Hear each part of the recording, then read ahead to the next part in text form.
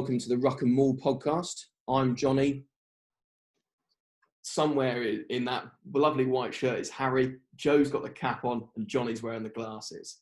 And on this episode, we're going to be reviewing round 1 of Super Rugby Aotearoa, where Gatland sinks Gatland, Beaudie in blue, but it's black and Satutu that blow away the Canes. And then we're going to look ahead to round 2, where the super heavyweights of Super Rugby Aotearoa, the Crusaders, enter the fray, and we'll select our try of the week. There were some crackers out there. But before we really get into the rugby, I wanted to really just pick upon the absolutely brilliant pre-match commentary and the coverage at the start. And I'd like to know your thoughts on it, lads, because quite frankly, like the Sky Sports New Zealand have put BT Sky to shame. It was fantastic. The coverage was absolutely sensational. Makes a difference when you don't have some old dinosaurs of English rugby on there that have been there since the mid 2000s, and they've actually got some young recent players. I think makes a big difference. Yeah, and I think also it was they mentioned it a couple of times in the commentary, but it was this weekend and was a really special event for the whole country. It was really symbolic for them and as they really said, a fantastic achievement. I think the way that they've been framing it is the team of 4 million. That to be able to have 50,000 people at Eden Park while most of the rest of the world is shut down with few sports are running at all. The sports that are running have no fans whatsoever. The fact that New Zealand, they're a middle ranking country overall, have dealt with the coronavirus situation better than any other country in the entire world. And the way that they can show that is by packing out the stadiums for rugby matches. It's just fantastic. And the commentary and the coverage really showed how grateful they all were to each other. Oh yeah, totally agree. It was just from start to finish, from the starting on that Saturday with the Highlanders and the Chiefs, and then today, just epitomised generally how, like, the commentators anyway were just proud to be New Zealand, being a Kiwi and a New Zealander. And like, you're not going to ever get on BT Sport or Sky Sports. I don't know if you saw it in the crowd where they cut to Mills Muaina and KT, and they're doing their little bit in there, and KT just turns to the bloke next to him and goes, "All right, Dan, down that beer." Like, and the bloke does a beer. And you just think, I was like, that's just brilliant. You wouldn't get away with that you'd probably have some issue with that, doing that on Sky or BT, but yeah, for me, I just wanted to start off on the real positive and just congratulate New Zealand again for just a fantastic work they've done with COVID-19, and just really just sort of set the standard for the rest of the world to follow, and hopefully we'll get there eventually. But let's get right into the rugby then. So we'll start on Saturday, where the Highlanders hosted the Chiefs in a back and forth game, which finished with Bryn Gatland, who wasn't actually meant to be playing. Josh Ioane was a late withdrawal off the bench. Apparently, Gatland had gone out for dinner the night before and then told his dad via text after the meal that he was actually going to be playing off the bench after D-Mac gets a penalty drop goal, which you think, wow, they're going to win the game. First of all, drop goal in Super Rugby, that's unheard of. But then 2 came along at once. Yeah. So yeah, Gatland sinks Gatland. Oh, yeah. And it wasn't what we expected. No. I like to apologise, because my prediction of saying 20 plus to Chiefs, the Highlanders were absolutely brilliant in there. Do you want to start, Johnny, with a bit of some points you had with to do with the Chiefs? Maybe we'll start with the Chiefs. Well, I think with the Chiefs is that it was clear. Well, I think with all the teams, they're all a bit rusty and they're all getting used to the new reffing and the stricter reffing. But I think where they lost it was just down to the core skills at the end of the day. It was their line-out and not being able to defend moves as well. I just don't think their line-out wasn't. I think I did get the stats up. They lost 4 line-outs, which isn't great in a game, and they weren't competing with the Highlanders. And then I think I know he might have been coming back from injury, and there's a few more weeks to go in this competition. But having Cruden starting might have made a big difference, just to settle the ship a bit, because they looked rattled by half time. They looked kind of as if they were hanging on potentially to the Hinders scoring more tries from their maul. But yeah, that's I think it was down to the old lineouts and mauls, the stuff that I like to see. Yeah, Caleb Trask definitely struggled. Like both, we'll come on to the Highlanders in a bit, but it wasn't a game for two young tens. I mean, I'll talk about Mitch Hunt in a moment, but yeah, poor old Caleb Trask just was a little bit lost in that game, and potentially Damien McKenzie could have potentially slotted in a bit more at 10, which maybe Beauden Barrett did for the Blues, just a little bit more offering to get them out wide. Because for me, the Chiefs, and I'll talk about the Highlanders in a moment about their defence, because their defence was actually not great, but the Chiefs just could not transition. Like if you compare the two games of the Blues and the Canes, they were getting the ball wide after a few phases. The Chiefs just couldn't transition at all. Like, I mean, I can't remember off the top of my head who was playing on the wing for the Chiefs, but I don't think they touched the ball in the first bit. No, and the Chiefs had the fair share of possession, territory, meters made, but they didn't actually convert. And actually, the Hinders kicked it out of hand more, a lot more. And actually, they just played simple rugby in the right areas of the park, where the Chiefs were kind of trying things from all areas, and it just didn't pay off. I just think, yeah, the Chiefs just were probably a bit rusty, and they didn't come out and perform as well as they should have done, really. But on the flip side, with the Highlanders, you talked about the Chiefs line out not function. The line out, I think, was about 95%, 100% from the Highlanders. Like Ash Dixon led from the front, being the captain. He had an absolute stellar game, some fantastic offloads from the start. He did a couple of things where they potentially could have gone wide in the first half, and he made a mistake. But their line out all day. So it was Parkinson and was it Parkinson? Yeah, Parkinson in the second row. Yeah, brilliant. What was good is they kept flipping between going short in the middle, who was taking the ball, which you don't usually see a lot from teams. Like if you're looking, especially in the English Premiership, you like Wasps, for example, have got Launchbury that will call most things to him. Saracens, they call most of the time, goes to a Toje, a couple of times will go to Cruz. But it was like one line out, it was going to Dixon, then it was going to Parkinson, it was going to the front, it was going to the back. That line out was absolutely crucial for them. Brilliant. Yeah, no, very impressive. And I think what's clear with the Hinders, though, is that the obvious thing to say, but it's Aaron Smith who makes them tick.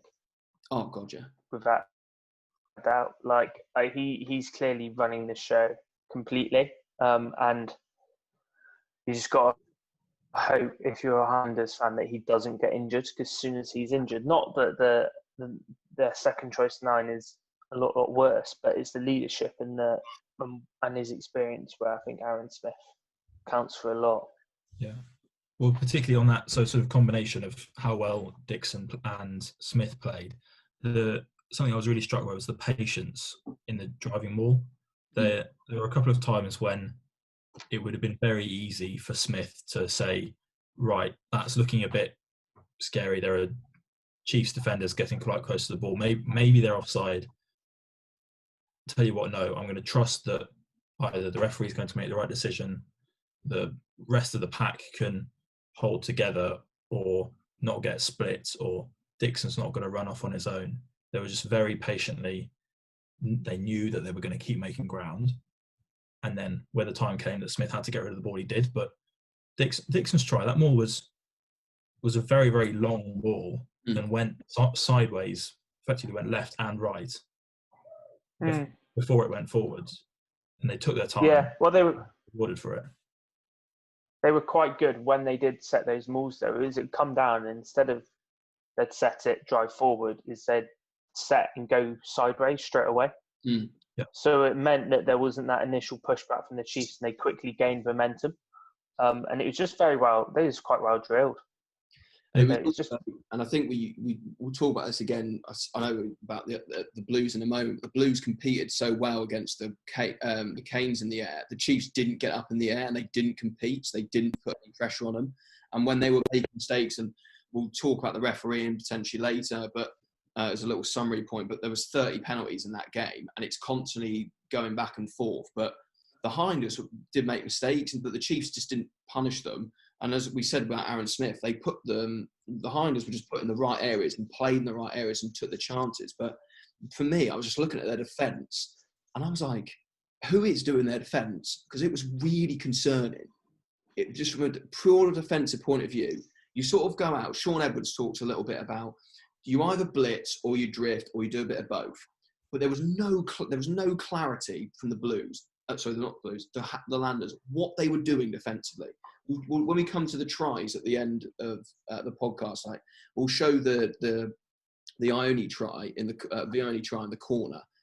It just stop and goes. They're up and they're back, and they were cut to pieces at some point because you've got some people that are pressing. So there was a time where Tompkinson gives away an early penalty in the 10 minutes where he's just flown out of the line, and everyone's like, "What the hell are you doing?" You then got time where they're not pressing. Then you've got time when they're over pressing. And actually, they were defending far too narrow that, yes, they were getting turnovers. Tuo got some fantastic turnovers over the ball. But the Chiefs, as I said, were not transitioning. And if they transitioned just out to Mackenzie for the second receiver, just did 2 passes and put the ball in behind, it could have been a different story. Overall, for me anyway, the Highlanders deserved to win the game because their set piece was brilliant. But their defence has to be worked because they've got a bye. Yeah. They've got a bye next week, so they need to just go away and just look at their defence again. Because I'm not quite sure in 3 weeks. I haven't looked that far ahead who they're going to be playing. Hopefully, someone can tell me this. But a good team like the Blues and the Crusaders, for example, that have got the attack, they're going to get ripped apart. They're away at the Blues in their next match, the Highlanders. And so, yeah, there you go. So I'd like to see with them. I think was it who was their winger that was there was a young winger, didn't they? The Highlanders, 21. I can't remember his name. They had the fullback, Corroy. Yeah, he was good. And was it Mackay? The white one. What's his name? Where's the team sheet? Yeah, while you're just getting that, I just thought you just reminded me about the discipline as well. They've just got to cut out 2 yellow cards. First, as I say, the 15 just dumped him. That's a yellow card. And then I can't remember the winger's name, but you can tell me this, Harry, in a moment. Just stupid. We were 3 years ago. Yeah. The World Rugby really hard down on people getting taken out in the air. And he's not even looking at the ball. Mackenzie's going to take the ball. Well, it was set and go. It was just poor timing. He basically rushed up, knew he wasn't going to compete for the ball, and just looked up, and it was poor. But they did manage to score a try while they had one of those yellow cards, which I think said it all about the Chiefs. Chiefs didn't actually take advantage of that because usually, if you are a good team and the opposition go down to 14 men, you take advantage of that straight away. But the Chiefs just didn't take advantage of it. Yeah, it's Sam Gilbert was the debutant on the right wing. Did okay. He was good. I think he's got good potential. He's quick, tall, powerful. He's good in the air. It was just, I think, just a couple of personnel changes for the next games for both sides will be useful. I think if the Highlanders can get Josh Oney at 10, or even actually bring Gatland at 10, because Mitch Hunt is not a fly half at Super Rugby level, in my opinion. Both him and Trask weren't great. And Cruden has to start for the Chiefs because Caleb Trask has got the potential, he's got the work, he's got the opportunity, but he didn't take it when the chances were there to push the Chiefs into good areas. They've got to get Cruden in there, and the Chiefs need Kane back, Sam Kane. Yeah, the Chiefs do have an option that they could, if I'm not sure what the issue is with Cruden, if they don't want him playing the full 80 minutes, if they don't want to start him, you could move Mackenzie to 10 and then Nano Satura onto the wing with Stevenson at fullback. Aotearoa, another sort of classic 27s, big, powerful winger.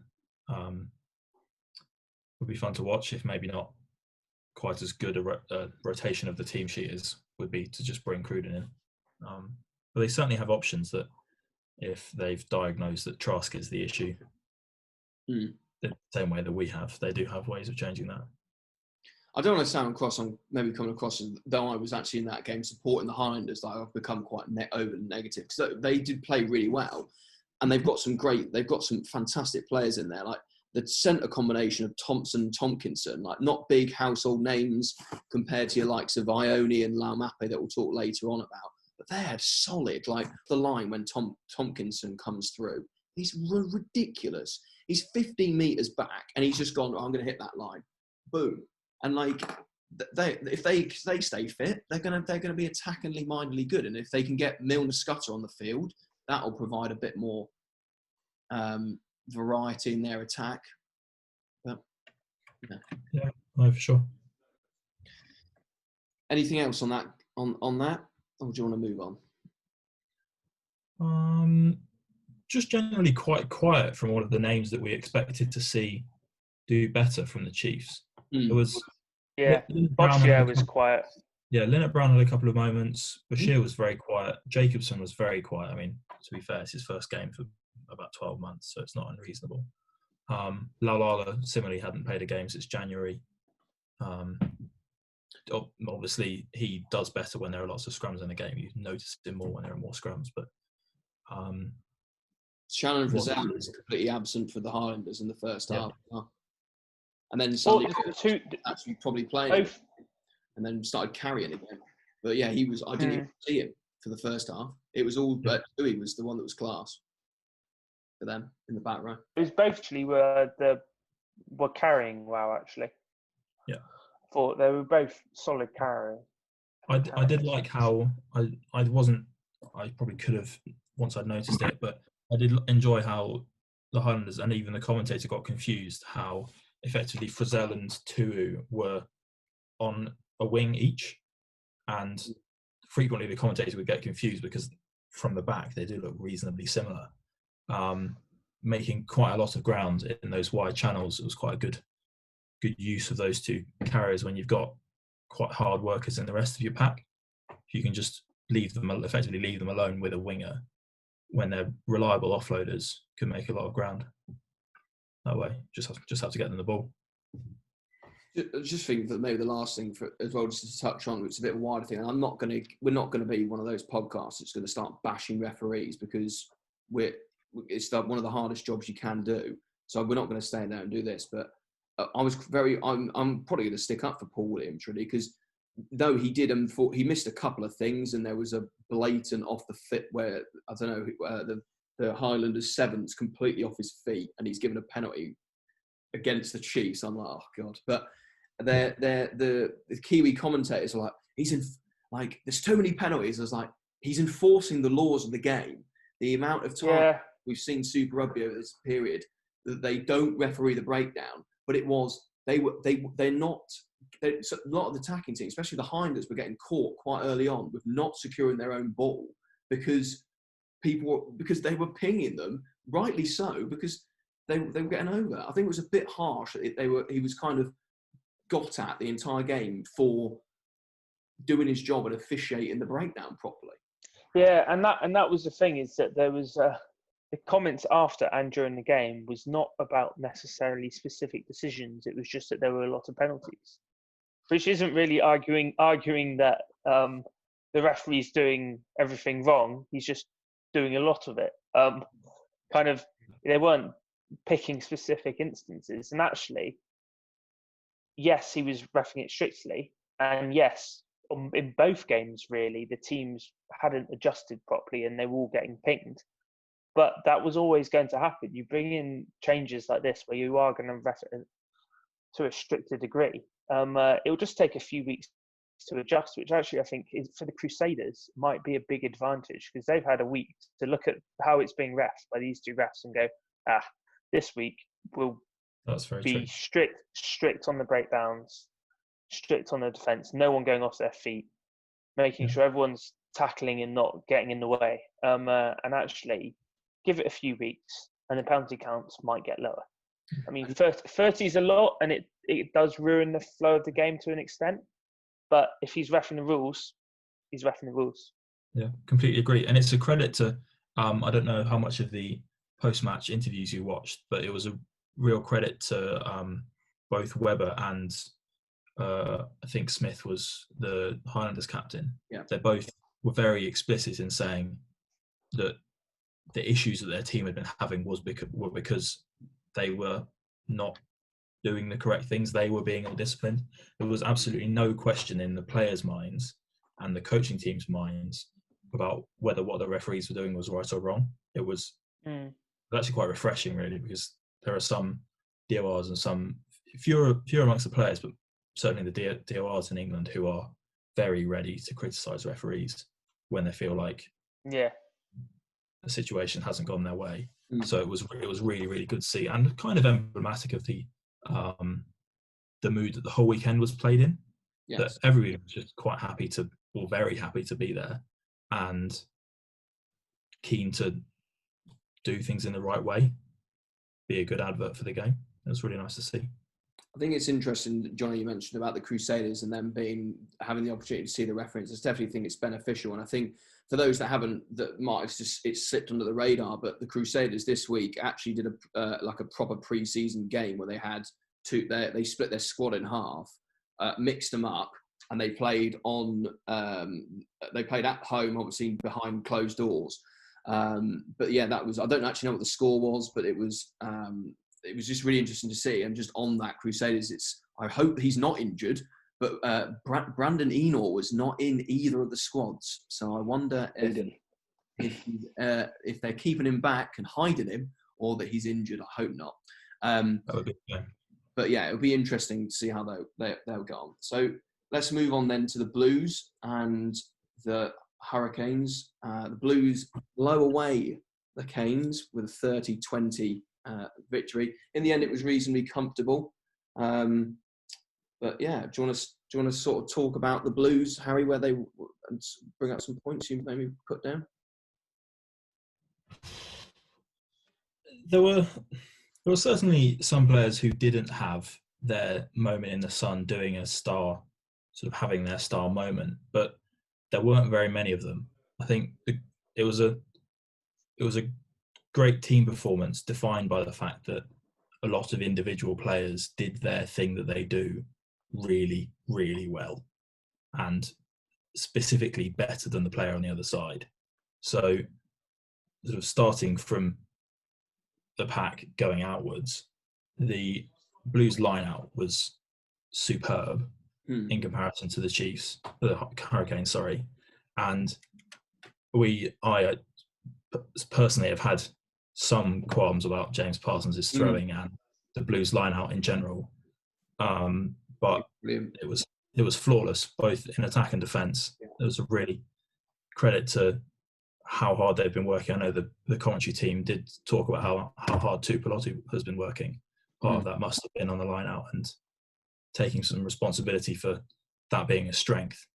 Well, particularly as if there are going to be so many penalties, there are going to be more attacking lineouts because people kick for touch to get some territory. So it really, really helps to have a good lineout. On to Tuipulotu, while it's in my head and how to pronounce his name properly. I loved his Dennis Rodman style from The Last Dance haircut. That was absolutely fantastic. Like, the commentators couldn't work out, has he done it on purpose? I wondered whether he'd done it for some sort of, similar to how the Chiefs had worn the pink shirt, maybe. I don't know. I mean, he knows. But yeah, I did appreciate the Dennis Rodman-esque. He was bloody hell. Some of them that he made, where he just made, I think it was the Chiefs' second row. Was it Blackwood in the second row for the Hurricanes? Sorry, Blackwell.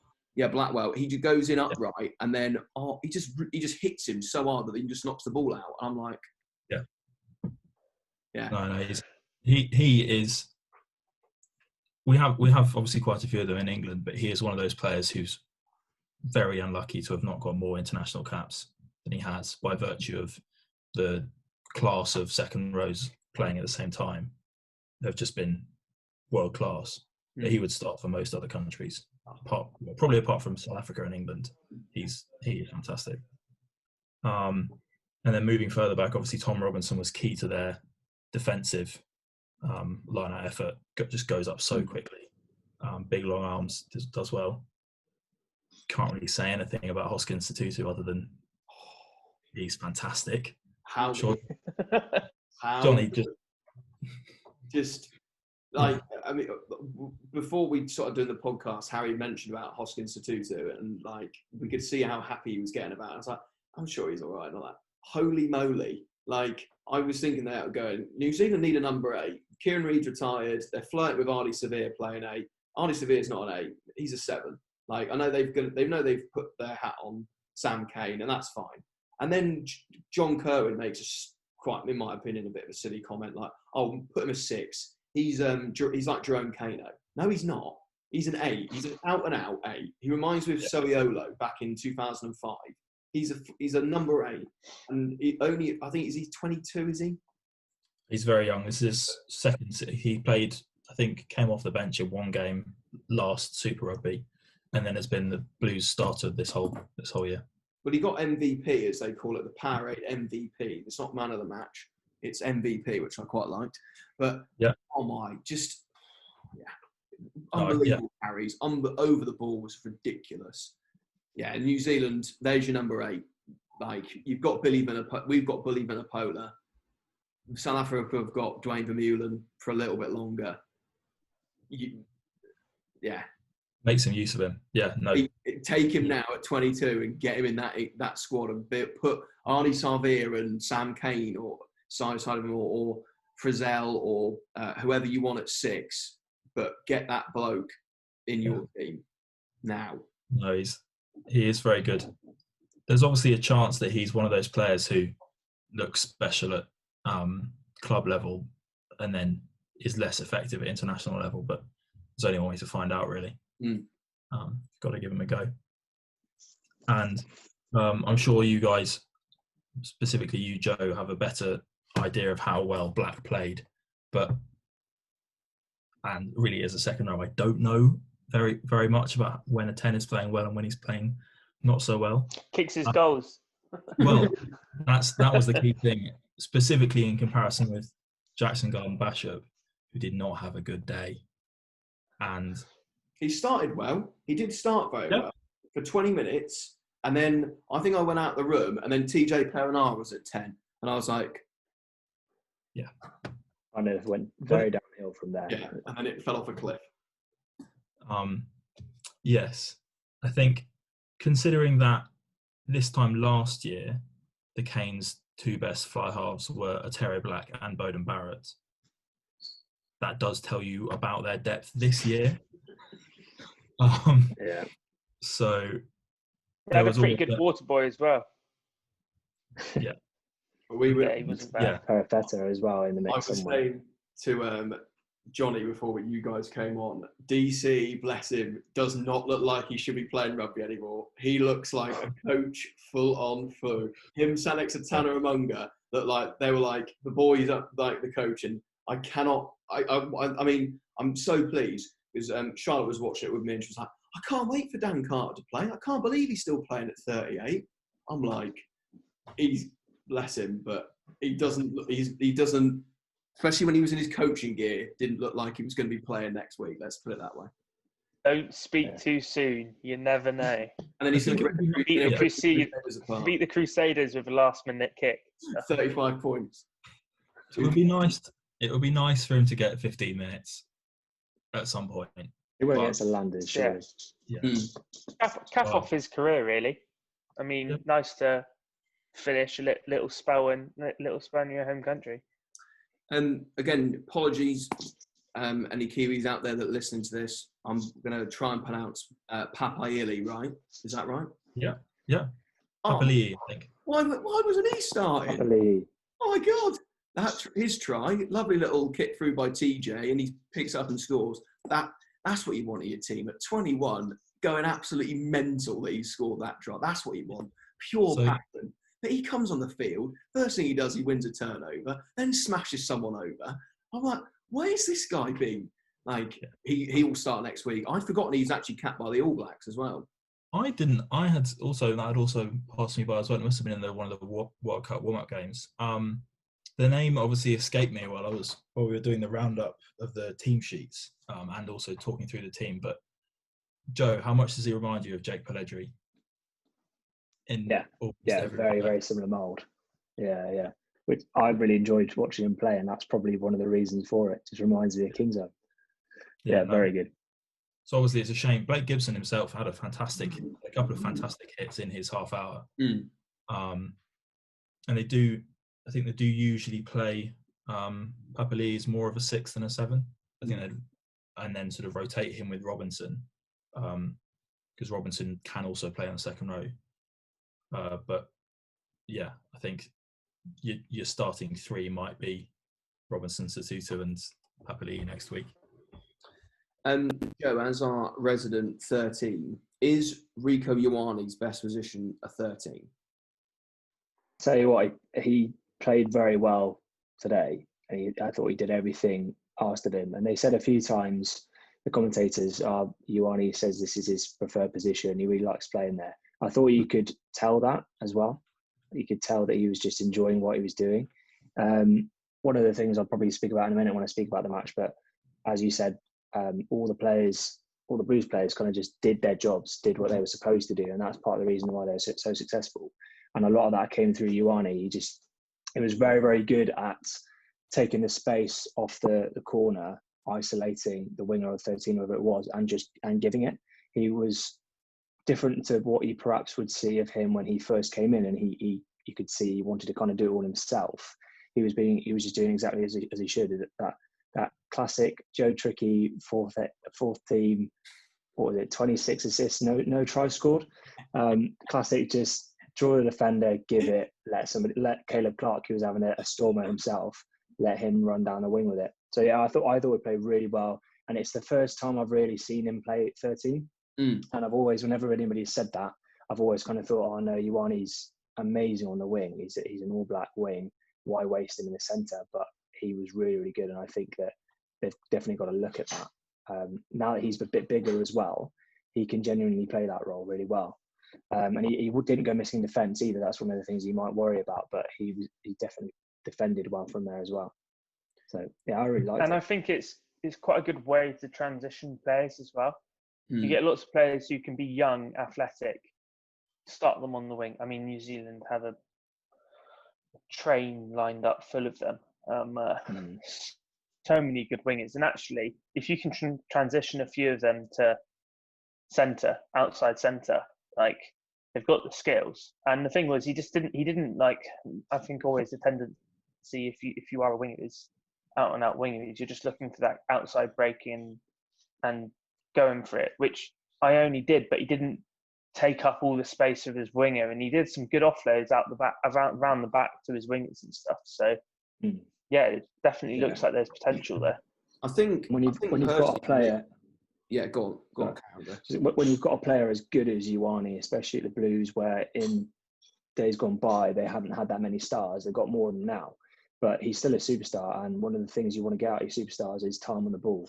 And he's going to get much more ball at 13 than he would at the wing. And I know from playing there, there's one of the worst things in the world is when you reckon you're all right player on the wing and you never fucking get the ball because the centre's inside of you, go and give it to you. Ioane is going to have plenty of ball there. So he can either make those breaks and score those tries that we see him doing, or he can do, as he did today, do his job perfectly and take the space and then offload it to the wingers. So I think it's a really smart play. And he's got...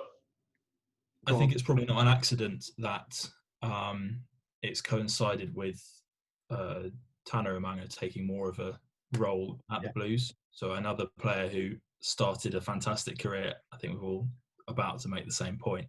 Another fantastic player who started a career scoring a lot of tries for the All Blacks on the wing, and then realised that there are always going to be more wingers. But the way that you can have a 100-cap All Black career is by being the best 13 in the world. And it's not really a lot stopping Ioane doing that at the moment. I think I know with Joe Marchant's at the Blues, and I'd like to see Joe Marchant at some point in this competition because I think he can offer them a lot. But I think if New Zealand want the next sort of like made like Conrad Smith Nonu combination, like Ioane can be that person at 13 for them, especially as well. Like the Blues have got Caleb Clark outside of him, who's meant to be playing in the Olympics this year in sevens. He's come back. Yeah, unbelievable, so much power. And another thing, when we were doing the review, we were looking at Mark Talea, and when I first looked at like try scorers, I was like, who the hell's that up there? And he made me. I was like, fair play, fella. When he handed off. What's his name? The Hurricanes 15, and just made him look like a mug. Like, that's going to be on the Hurricanes defensive like pick out of the week. He just threw him to the floor, stopped, stepped in, and gone. Like I think I don't want to speak too much over for Joe because we will go into the Hurricanes in a minute. But if you're looking at two wingers, Caleb Clark was class, Teller was class. Compare them to the Hurricanes. Goosen didn't touch the ball entirely, didn't get the ball, and didn't look when he had the ball look dangerous at all. But at Lamb, I mean, he's touted as one of the next All Blacks. I'm getting a bit into this, but his attitude in that game was ridiculous. He just didn't look like he was bothered. He did not look like he wanted to play. He scored his try and then went, fuck it, and walked off. His attitude was embarrassing, quite frankly. I don't know if that's what he's normally like, but if you compare those two together, like Tiela's handing off, hit right and centre, Clark's powering through, and you got Lamb, who's looking like a sulky teenager on the wing, who doesn't look like he's getting the ball. He's still made the most carries though. Lamb for the Canes. Fair play. He does often look like he's not that interested, or doesn't. He sort of has. I don't know if it's the way the Canes use him, but I've not seen him appear in midfield as much as you might think. For some other players, for some other wingers, I think they trust him that if he ever gets the ball in space on the wing, he'll score the try, and then they let the 15 and the right winger be more mobile and appear more in the field. I think they really trust that, and obviously you saw it with Savea and whoever the other big winger that they've had recently. Just that guy is responsible for scoring tries, and everyone else creates them, but he just runs forwards and backwards and puts the ball down. And Lamb is as good as that as anyone in the world. Oh, I don't doubt his credibility. I mean, I've probably slagged him off for something a bit thing, but I was just a bit frustrated when, especially if I was a Hurricanes fan, I'd be especially frustrated that you've got two wingers absolutely dominating on the other team, and the other two, though he did score his try, and he, as you said, Johnny, he did have those carries, but he didn't do anything with what Mark Talea did. Like every time he had the ball, he was going 15 metres, easy, but beating people for fun. Like Caleb Clark's 20, 21, just got ridiculous pace. It was brilliant in the air. Yeah, I don't know. But I think it's basically just because Lamb's not that laterally mobile relative to some of these other wingers. He's quite a heavy. He is just quite a heavy build. Yeah, he's just a really big, fast guy, and that kind of winger kind of needs to be used in one way. So basically, the Dane Coles way, which was a fantastic try. Yeah, I've seen him do that. Like, just reminds me of All Blacks tries he scored. Oh, ridiculous. Just a quick one before we move on to the Canes. Just a quick word on Beauden Barrett. Not his best game, most influential. Not his best game, but marshalled the ship at fullback well. Yeah. I thought it was just a really smart performance. Yeah. I think the Blues just really, and he spoke about it before about them using the 10-15 two playmaker axis, and I think that worked really well. Like you said, they were almost sort of playing with Black one side and Barrett the other, and they both stepped in at first receiver almost equally as much as each other. But I just thought one of the biggest things that I thought really shone for me was the Blues were smart. When they got a penalty, they took it and they scored it, or you saw Barrett quite a few times taking the ball, taking it quickly, making the decision. Either they go to the corner, or a couple of times he tapped and went and carried it. And I just thought that their kind of speed of thought and their game plan was a lot clearer. And Barrett was carrying that out Whereas the Canes, I'll speak about it at times, just looked like they didn't know what they were doing. They didn't know what their game plan was. So I thought Barrett was just really influential, if only for that he put them in the right places. He allowed them to stick to a game plan that really worked for them. He also had, like, the whole week he's been in the media, like, there was a thing on Rugby Pass where he was getting interviewed and he was playing like bingo with the media beforehand, which I thought was absolutely brilliant. If you've not seen that, go check it out on Rugby Pass. He basically plays like the bingo with the media, like they're going to ask about the Hurricanes, they're going to ask about Dane Coles, etc. But he just took that in his stride. He comes across like such a nice bloke as well. Like beforehand, he kept so annoying. Yeah, being that good at rugby and a nice bloke. Nice bloke. And which, I mean, yeah, brilliant. But he's handled that really well, because they were saying, I think Angus Tuava was talking about how the Chiefs had about, 14 people in their press conference or something like that, quite low in the week. But all of the media attention was at the Blues. And he just sort of just casually went in there like, I'm here to play rugby. I'm not going to be too showy, but he did as he said, he did the basics absolutely brilliantly, and he didn't make it into the Beaudie Barrett show, which is just the testament of how brilliant of a person and a rugby player he is. Well, something that sort of only a small thing, but very frequently those opportunities where Rieko Ioane had his outside breaks and got the ball with enough time and enough pace while he was running at enough pace, was Black had gone out the back to Barrett. Barrett can put a perfect pass in Ioane's path, so that he then has the momentum where he's in control of that situation that then comes up. With a less good second distributor, or just a straight pass from the 10 to the 13, he has a lot less time. And that Black, Barrett, Ioane, Caleb Clark try line, they could do that every week. Yeah, very hard. Very difficult to stop that. Let's do the Canes. I was going to say, I was just say really quickly on Beaudie Barrett before we go. Probably my favourite moment of the match was Dane Coles scoring and then grabbing Beaudie Barrett in the celebration. I thought that was brilliant. But the way he took that as well, he just laughed it off. That was great. Yeah, love that. What you wouldn't do that to Danny Cipriani if you were a Wasps player and you scored against him, because you might not get the same reaction. You could only get away with that in New Zealand as well. Well, and also, like as I said earlier, the sort of general mood of the weekend, everyone was in a great mood, happy and like willing to take that joke. Obviously, makes it easier when you're winning the game, but yeah, definitely. Go on then, Tricky, lead on the Canes then. Where did it all go? Well, I think there's a few things, and the more I think about it, I feel like there's more things we could talk about. It's frustrating, and I thought they started really well. And you spoke about the penalty count and Crusaders having that benefit of being able to watch the matches. I started the match thinking, oh great, these two, and in particular Hurricanes, have learnt something from yesterday, and then that all went out the window. I thought to begin with, the Canes played the referee quite well and a lot better than the Blues. You could see TJ Paranara was talking to the ref a lot, and a lot to begin with was going the Canes' way, and then that all changed for a couple of reasons in the second half.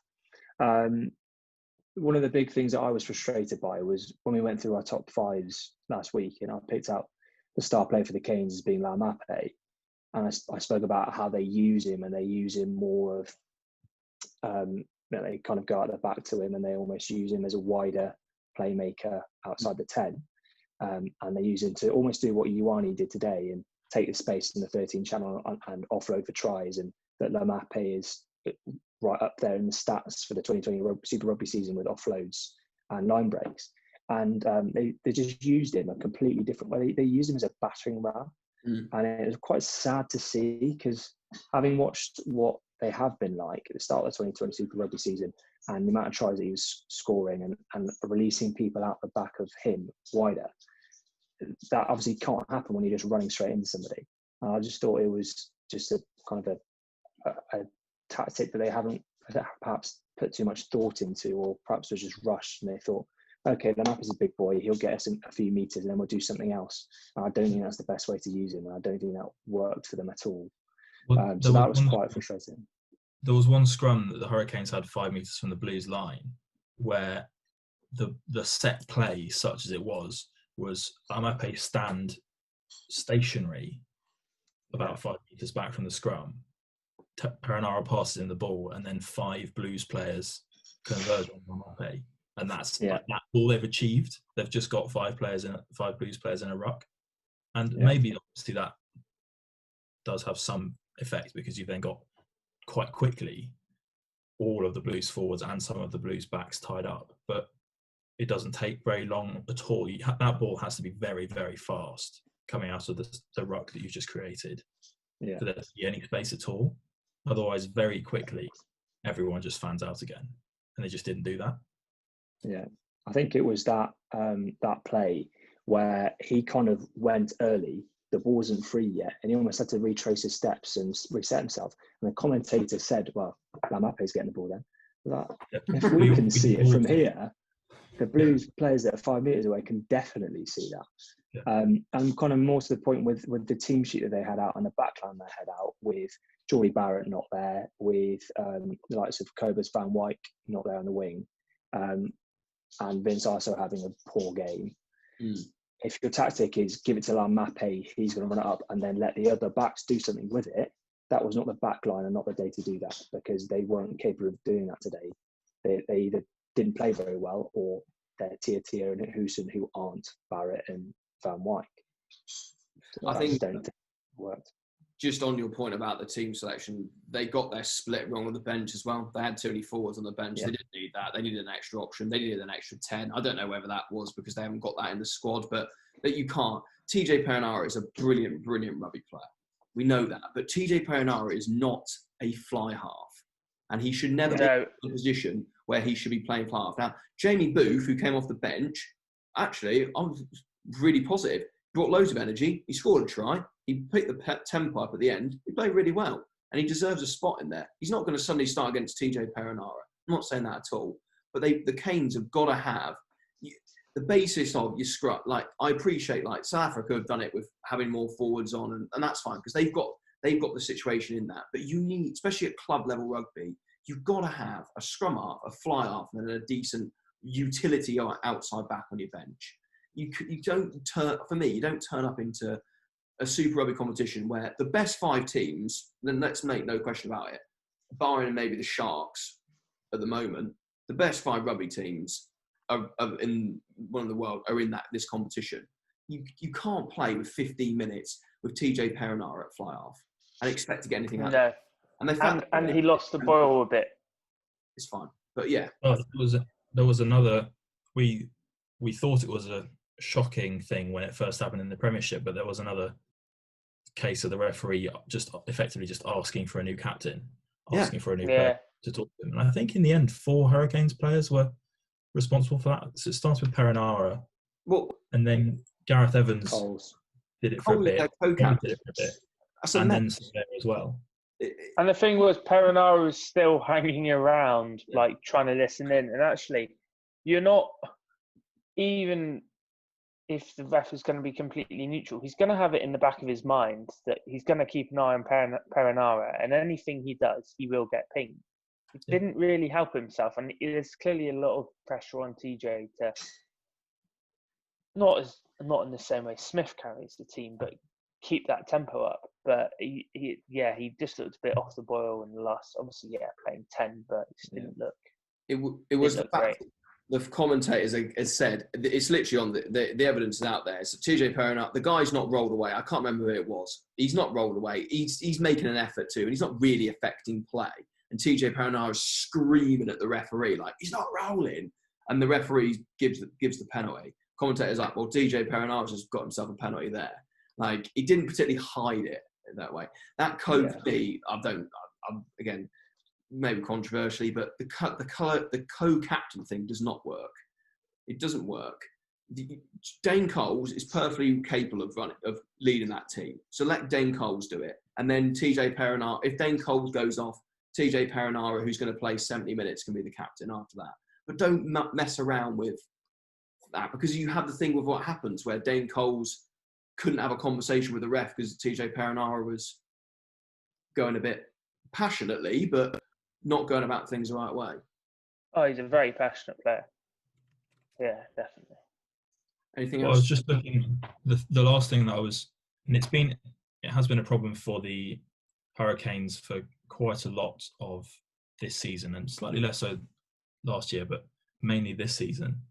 When you think about that great Hurricanes team, so I've just looked at the 2016 final, that was, so just reading out the team that they had in the final, some of the names in it.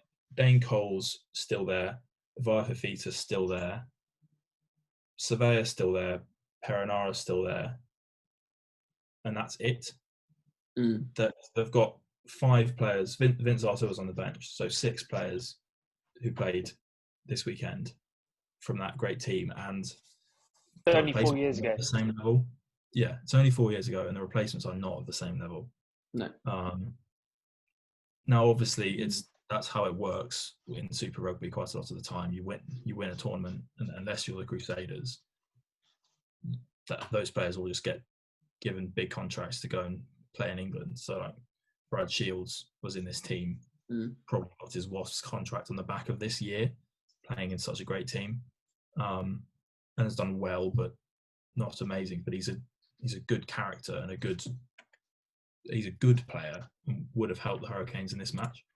And they've not really been able, and obviously it's very difficult to, and you can't really begrudge them not being able to replace a team full of superstars like that, but they just haven't. And it's hard to win games against a team that's got Beaudie Barrett, Rieko Ioane, etc., when you haven't got that level of talent. I think they need, quite frankly, and again it's down to injuries, but they need Beaudie Barrett back in. They need Fifita. Fifita, again, we didn't really touch on this, but dropped out last minute. He was injured. So he was meant to be put on the bench with him and Sarvia coming off. That would have been amazing. And then Ali Sarvia, he's been out for 8 months. I wasn't expecting him to start anyway, and the right decision was to start him on the bench because he's not fit, or match fit anyway. But those 3 there, if you can get them back in your squad, just will make a world of difference to that Canes team. Yeah, I mean the Canes pack in and of itself isn't. If you bring in Ardie Surveyor at 8, the Canes pack is not bad. No. For a Super Rugby pack, it's more than good enough to be competitive. Obviously, that's because Ardie Surveyor is not quite World Player of the Year, New Zealand Player of the Year, which is pretty much World Player of the Year. Yeah, like they're not bad, but they need to be better than they are if they're going to win games against the Blues and the Crusaders at the moment, which is fine. Yeah, I think just overall, the Blues look in quite a nice position. They're attacking wise, they're going to cause a lot of teams problems. The Highlanders have got probably one of the best set pieces, and they've just got to sort out their defensive stuff, and they'll be fine. But I think the Chiefs, though the Chiefs got themselves back into the game against the Landers, but the Highlanders having 14 men on the field for 20 minutes gave them the route back in. They need a bit of work, and the Canes need a bit of work. It's probably a bit of ring rust getting it back to up and standing. But we'll move on to the next week's games quickly. We'll I think what worked quite well last week was actually doing like a mini pod on the Friday. So I think we'll continue that on, just give initial thoughts before we wrap it up. So on Saturday, so 8:05 kickoff, we can all get up for that. It's the Chiefs hosting the Blues in Hamilton. So yeah, any initial thoughts on that? Be a good game.